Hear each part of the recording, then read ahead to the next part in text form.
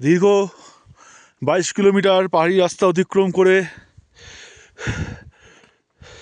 আমরা এই জাস্ট কিছুক্ষণ হলো কালীপুখুরি লেক ক্রস করে আমাদের হোমস্টের দিকে যাচ্ছি।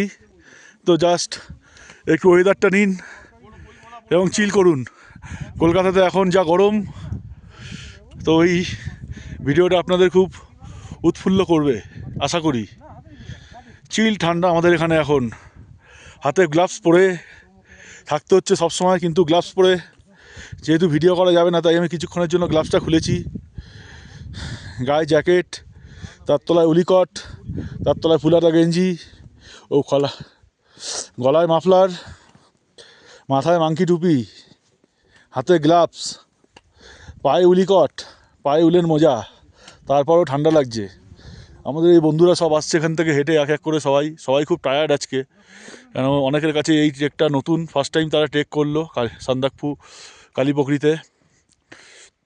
আমার কাছেও নতুন, আমিও বেশি ট্রেক করি না, ওই কিছু কিছু জায়গায় গেছিলাম বলে বন্ধুবান্ধবরা একটু বাড়ে তোলে আমাকে মাঝে মাঝে, এইটুকুই আর কি। তো এই হচ্ছে ব্যাপার। যাই এখন আস্তে আস্তে হোমস্টের দিকে। সব থেকে শেষ হোমস্টেটা আমাদের বলেছে আমাদের গাইড রন।